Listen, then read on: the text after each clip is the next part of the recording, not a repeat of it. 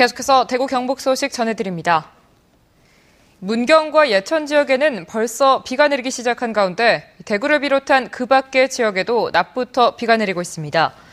오늘 비는 내일까지 이어져 곳에 따라 5에서 40mm의 강우량을 기록할 것으로 보입니다. 오늘 낮 기온은 대구 30도, 경북은 27도에서 32도의 분포를 보이겠습니다. 대구 기상대는 비가 내린 뒤 기온이 더 떨어져 내일은 대구 낮 기온이 28도에 머물겠으며 주말에도 구름 낀 가운데 비 소식은 없이 대구 낮 기온이 28도 안팎에 머물 것으로 예보했습니다. 대구 환경운동연합은 성명을 내고 이 낙동강 제1경으로 불릴 정도로 빼어난 경치를 자랑하는 상주시 경천대에서마저 녹조가 창궐하고 있다고 밝혔습니다. 또 지난주 적지 않은 비가 왔지만 환경당국의 기대와는 달리 낙동강 하류인 경남 창녕 본포 취수장뿐 아니라 상류인 함안보와 합천보 등지에서 녹조띠가 발견됐다고 주장했습니다. 국립대구과학관 직원 채용 비리 사건을 수사해온 경찰이 최종 수사 결과를 발표했습니다. 이 과학관의 전 관장을 포함해 모두 7명이 무더기로 입건됐는데 인사 담당자 1명은 채용 청탁과 함께 2천만 원까지 받은 것으로 드러났습니다. 양관희 기자가 보도합니다. 경찰 조사 결과 국립대구과학관 조모 전 관장은 자체적인 채용 규칙을 어기면서 심사위원장으로 자신을 임명했습니다. 미리 내정해둔 응시생을 뽑기 위해 합격자 선발 방식도 사전에 결제된 점수 합계순이 아닌 구두 추천순으로 변경했습니다. 면접 심사 당일 미리 내정한 응시생에 대해 좋군요라는 표현을 하면서 다수위원의 추천을 유도해 합격을 결정했다고 경찰은 밝혔습니다.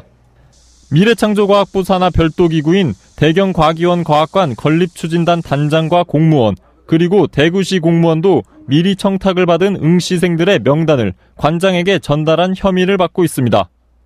특히 과학관 한 인사 담당자는 응시생으로부터 채용 청탁과 함께 2천만 원을 받았다가 문제가 불거진 이후 되돌려준 것으로 드러났습니다.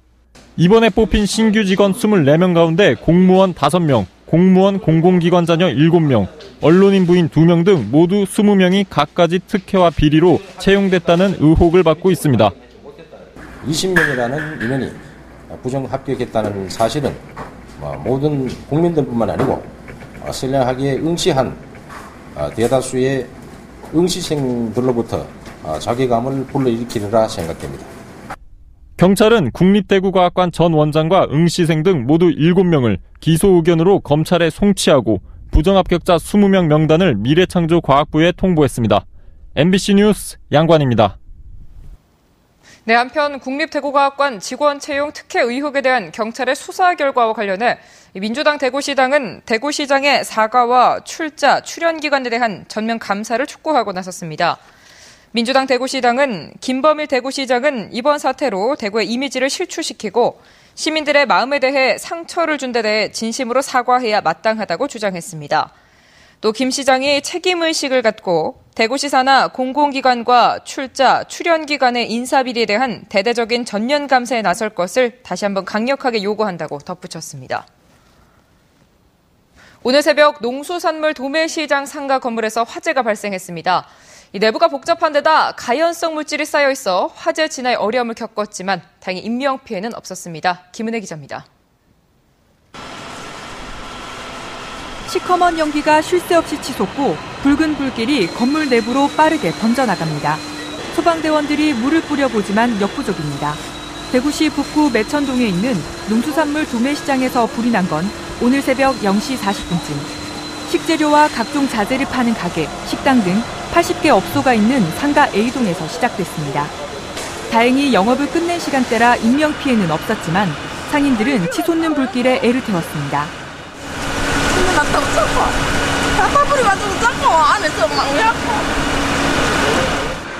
불이 나자 소방차 50대와 150여 명이 동원됐지만 내부 구조가 복잡하고 불에 타기 쉬운 물건이 많이 쌓여 있어 진화에 어려움을 겪었습니다. 점퍼가 이렇게 다각다각 붙어 있어가지고 가연물이 많다 보니까 그게 연소가 확대가 빨리 된 것 같습니다.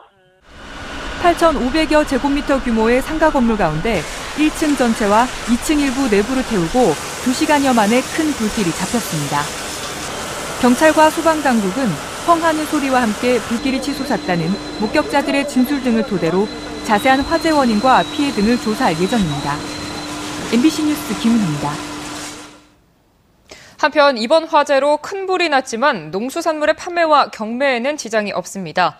대구 농수산물 도매시장 관리사무소는 불이 난 2층 건물은 관련 상가라는 이름으로 식당 물품이나 기구, 잡화 등을 파는 가게와 식당 등이 있던 건물이어서 채소와 과일, 생선 등 농수산물 판매와 경매에는 전혀 지장이 없다고 밝혔습니다.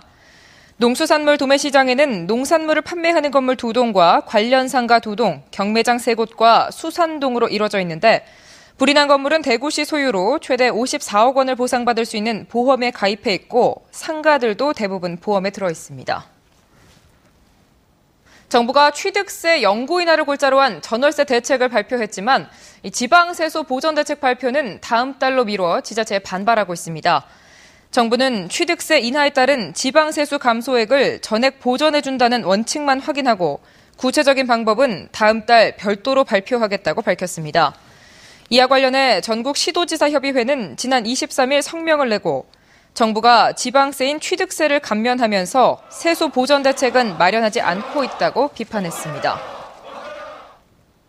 한국수자원공사 낙동강 중부 물관리센터는 오늘 30에서 80mm가량의 비가 내릴 경우 낙동강 보해 수위가 상승할 것으로 전망됨에 따라 대구 경북 지역 6개 보에 수문을 열고 방류할 계획이라며 하천변 야영객 등이 인명과 재산 피해가 발생하지 않도록 대비해 줄 것을 당부했습니다. 예상 수문 방류 시기는 낙단보가 내일 낮 12시, 구미보가 내일 오후 2시, 상주보와 칠곡보는 오후 6시, 달성보는 밤 10시, 강정고령보는 내일 자정으로 예정돼 있습니다. 경북 보건당국은 가을철로 접어들면서 쯔쯔 가무시증 등 발열성 질환 예방을 위해 주의할 것을 당부했습니다. 또 보건당국은 논밭에서 일을 할 때나 벌초를 할 때는 긴 옷과 장화, 장갑 등 보호장구를 착용해 피부 노출을 최소화하고 풀숲에 앉거나 눕지 말 것을 당부했습니다. 쯔쯔 가무시증은 털 진드기나 진드기 유충에 물려 감염되는 급성 발열성 질환으로 지난해 경북에서는 430여 명이 발생했습니다. 대구시는 세외 수입과 관련한 체납액을 줄이려고 담당 부서와 구군에 목표액을 정해주고 체납자에게 체납액 통합 안내문을 보내고 재산을 압류하도록 하는 등 강력한 징수에 나서기로 했습니다. 특히 전체 세외 수입 체납액의 77%를 차지하는 과태료 체납액을 줄이기 위해 급여와 휴면 공탁금, 예금 등 각종 채권을 압류하도록 하고 고액 상습 체납자는 특별 관리하도록 했습니다. 모바일 청첩장과 돌잔치 초대 문자 등 최근 기승을 부리고 있는 전자금융 사기에 대해 정부가 합동 경보를 발령했습니다. 금융감독원과 경찰청 등 관련 기관은 공공기관과 이동통신사를 사칭하거나 모바일 청첩장과 돌잔치 소개 문자로 악성 애플리케이션을 설치해 결제 금액을 빼가는 등 최근 급증하는 신종수법에 대해 집중 단속을 벌이기로 했습니다. 또 피해 발생 시 경찰청과 금융사에 즉시 지급 정지를 요청하고 보안카드보다 안전성이 높은 일회용 비밀번호 발생기를 사용해 줄 것을 당부했습니다.